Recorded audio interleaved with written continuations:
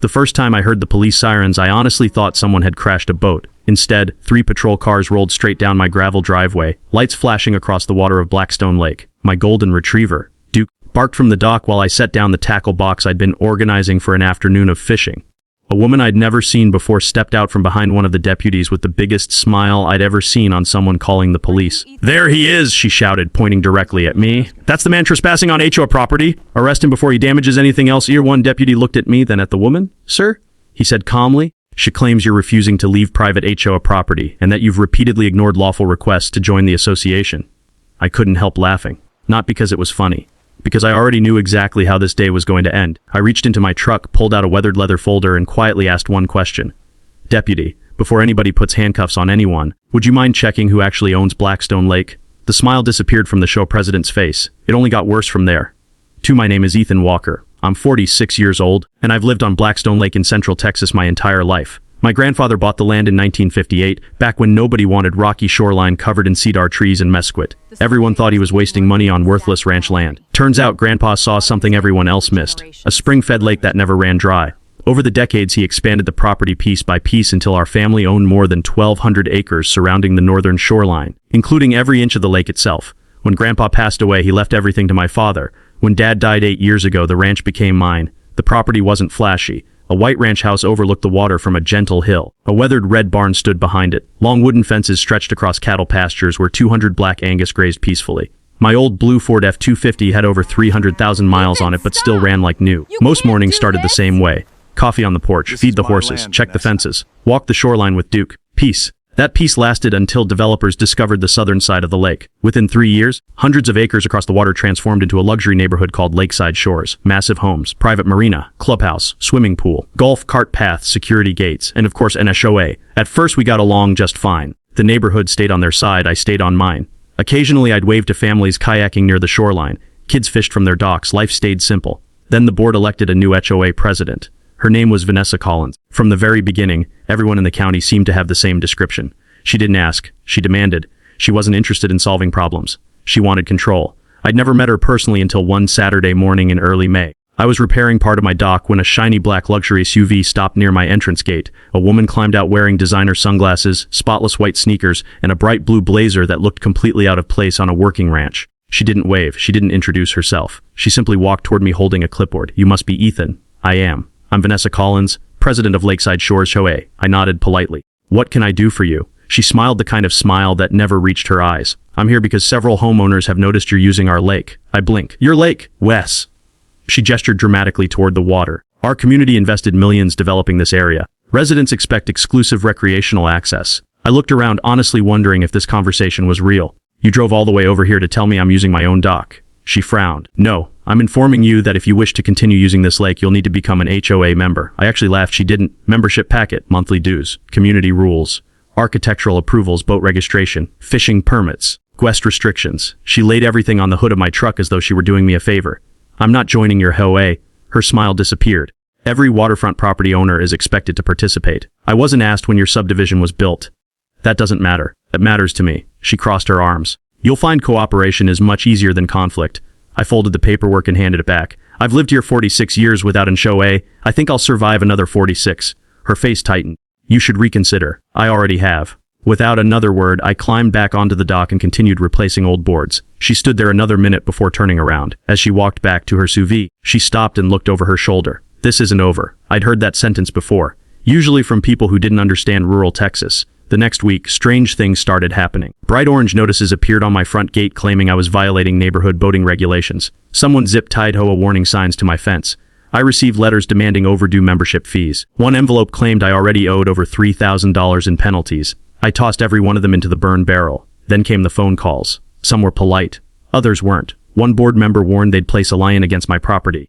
I nearly choked laughing. "You can't place an lien on someone who never joined your HOA." He confidently replied, "Our attorney says we can."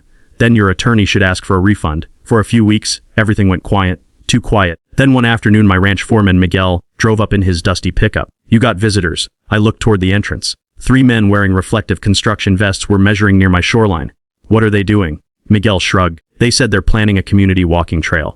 I climbed into my truck and drove straight down. One worker smiled. "We're marking future improvements. What improvements? A public walking trail, across whose property? He pointed directly toward my pasture. This shoreline. I stared at him. Who authorized that? The HOA. I looked at the survey flags they'd already pushed into my grass. Then back at the worker. You boys might want to pull every one of those flags back out. His smile faded.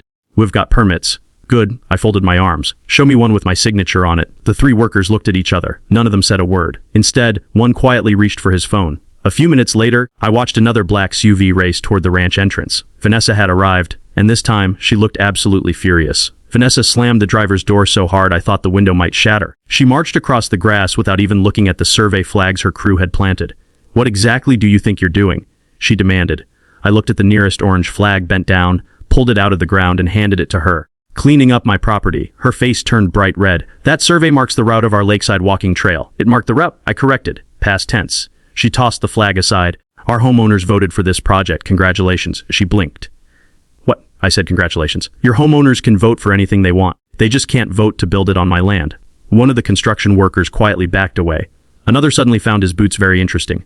Vanessa pointed toward the lake. You don't understand how this works? No, I said calmly. I don't think you do. She stepped closer until we were only a few feet apart. Our attorney reviewed the county development plan. My attorney reviewed my deed. Our subdivision borders the shoreline. My property surrounds it. You can't stop community improvements. I can when they're on my ranch. She folded her arms.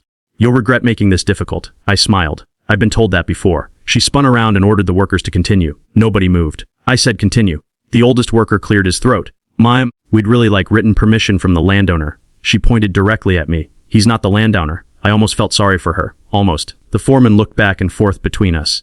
Do you have proof? Vanessa confidently reached into her leather folder and pulled out a colorful subdivision map. She unfolded it across the hood of her SUV. There, she said proudly. Our community surrounds Blackstone Lake. I looked at the map for a few seconds. It was beautifully printed. Walking trails, docks, parks, picnic areas. Everything looked official. There was just one tiny problem. It wasn't a property ownership map. It was a marketing brochure. I slid it back toward her. Pretty picture. This came from the developer. I believe you. It proves our community controls the lake? No, I replied. It proves somebody hired a talented graphic designer.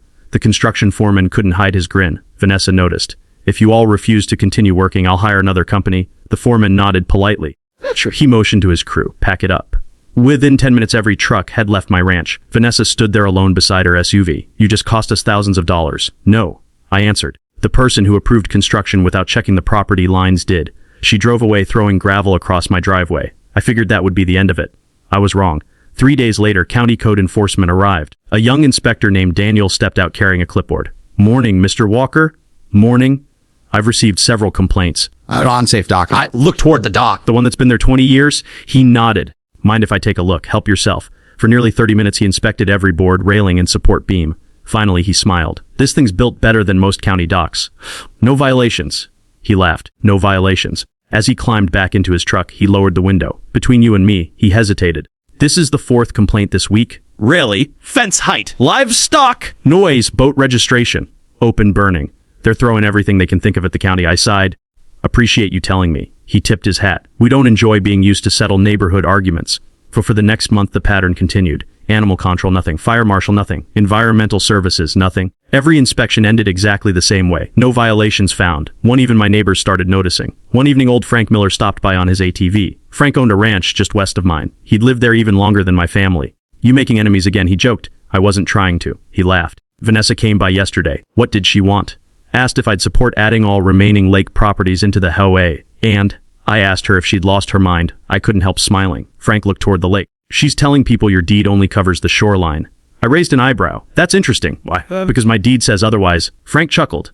I figured. He paused. You know she's planning something bigger. I know. I just didn't know what. Until Memorial Day weekend. Blackstone Lake had always been busy on holiday weekends. Families fishing, kids swimming, boats pulling tubes, people grilling burgers along the shoreline. That Saturday morning I noticed something different. Fresh signs had appeared near the entrance road to lakeside shores.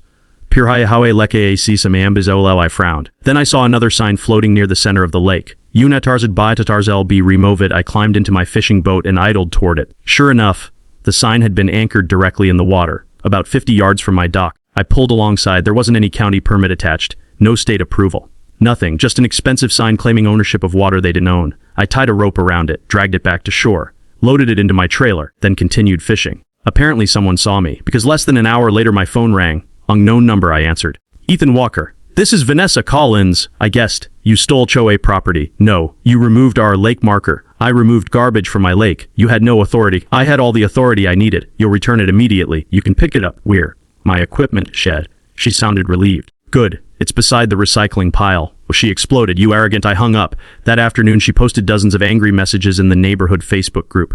According to several homeowners, I was a dangerous trespasser, a bully, an illegal fisherman, a man refusing to obey community rules. Most people believed her. After all, why wouldn't they? They had no idea the lake's history. They'd only lived there a few years. I'd lived there my entire life. 2 mornings later I walked outside and stopped cold. Bright yellow caution tape stretched across my dock entrance. A heavy chain wrapped around the gate, bolted to a brand new steel post driven into my property. Attached was a laminated notice. Lake AC Silosabyo For several seconds I simply stared, then I started laughing. Not because it was funny, because someone had crossed a line they couldn't uncross. Miguel walked over from the barn. They actually did it. Looks that way. Well, you calling your lawyer? A minute. What first? I reached into the truck, pulled out my battery-powered angle grinder. 5 seconds later, the chain hit the ground. I loaded the steel post into the truck bed, rolled up the caution tape, and tossed everything into the scrap metal pile. Then I drove my boat onto the lake like nothing had happened. Across the water, several homeowners stood watching from the marina. Some looked confused. Others looked nervous. One person was recording me on a phone. I waved.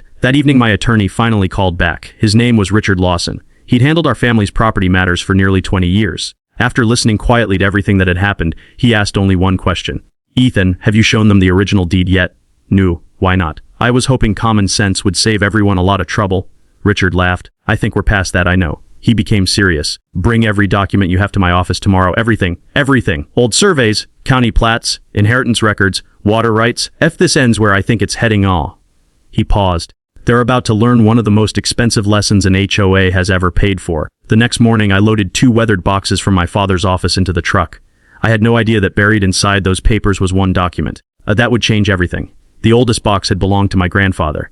Inside were faded tax receipts, handwritten letters, survey sketches drawn in pencil, and property records dating back decades. Most people would have seen nothing but dusty paperwork. Richard Lawson saw something entirely different. He carefully unfolded a large Lenin-backed survey from 1959 and laid it across his conference table. For nearly a minute, he didn't say a word. Then he smiled. "Then, what? I think your grandfather just won this case." I leaned over the map. The original county survey clearly outlined every boundary of the Walker Ranch. The property line didn't stop at the shoreline. It extended into and around the entire body of Blackstone Lake. The deed included the lakebed water rights recognized by the county, shoreline easements, and exclusive ownership of the private lake itself. Richard pointed to the county seal. "This was recorded properly over 60 years ago, so they never checked. They checked the subdivision boundaries," he said. "They never checked who owned the lake." He opened another folder. "The developer built beautiful homes. They just assumed the water belonged to everyone. And Vanessa kept making that same assumption."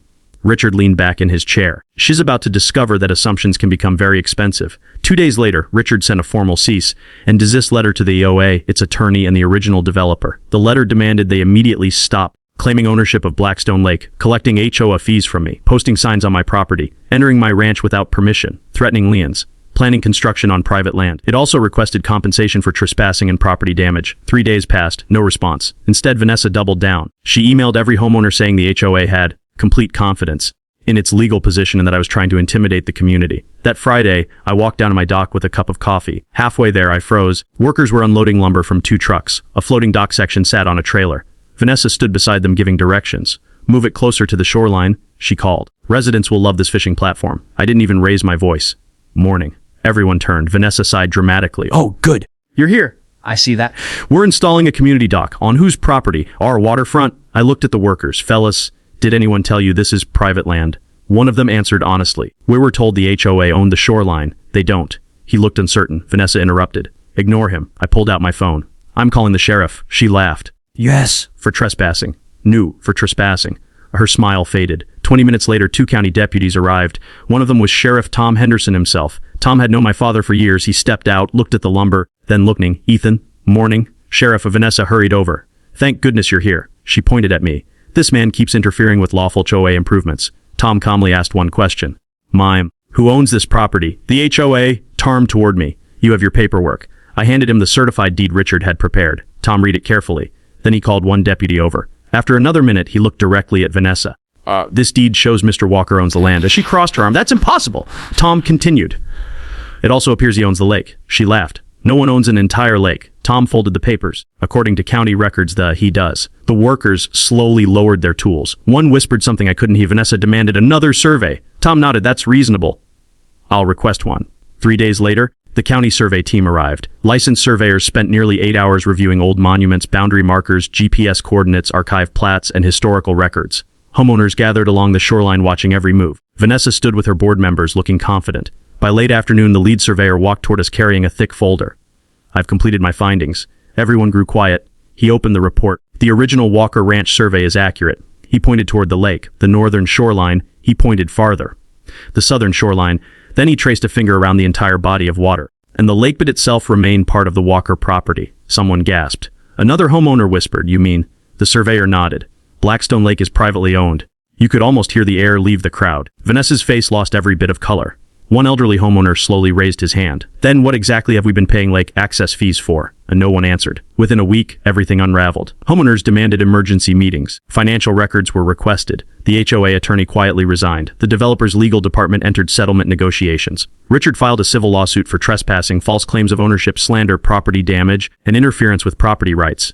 Then came the courtroom. The county courthouse wasn't large, but every seat was filled. Many Lakeside Shores residents attended, not to support Vanessa, but to find out what had happened to their money. The judge listened patiently for 2 full days. Richard presented the original deeds, certified county records, historical surveys, photos of the illegal signs, videos of the chain dock, letters demanding HOA fees, recorded complaints, county inspection reports. Sheriff Henderson testified. The licensed surveyor testified. Even the construction foreman testified that he had questioned ownership before beginning work. Then Vanessa took the stand. She insisted she genuinely believed the HOA controlled the lake. The judge asked a simple question. Before demanding membership fees, did you verify ownership through county records? She hesitated. No, before ordering construction? Before placing chains and warning signs? No, the judge quietly removed his glasses. Mrs. Collins, belief is not evidence. The courtroom became completely silent. The ruling came the following week. The HOA was permanently prohibited from claiming ownership of Blackstone Lake. Every false notice against me was declared void. The HOA was ordered to remove every unauthorized sign referencing ownership of the lake. They were required to compensate me for property damage, legal expenses, and repeated trespassing. Separately, several homeowners filed their own lawsuit against the HOA board over misleading claims about exclusive lake rights. Within 2 months, Vanessa resigned as HOA president. Most of the board resigned with her. A new board was elected. Their first official action surprised me. Instead of sending another lawyer, they sent 6 homeowners carrying homemade pies. The new president introduced himself. "We owe you an apology," I smiled. "I appreciate that. We believed what we were told." "I know." He looked out across the water. "We would like to start over. Over the next few weeks, we actually did. I allowed the community to request temporary fishing access on specific weekends, with written permission, clear rules, and respect for the property. No HOA authority, no false ownership, just neighbors acting like neighbors." The arguments stopped. The county inspections stopped. The threatening letters stopped. Peace finally returned to Blackstone Lake. One evening, as the sun disappeared behind the cedar trees, I sat at the end of my dock with Duke resting beside me. The water was perfectly still. My father's old fishing rod leaned against the railing. I thought about Grandpa buying this land when everyone else called it worthless. He never argued. He never bragged. He simply kept every document, every survey, and every deed, because he believed ownership wasn't proven by the loudest voice. It was proven by the truth. Across the lake, children laughed from kayaks. Families waved from their docks. For the first time in months, I waved back. Some victories aren't about defeating your neighbors. They're about reminding everyone that respect should always come before power. And every time I watch the evening sun reflect across Blackstone Lake, I remember the day an HOA president called the cops to remove me from the lake my family had owned all along.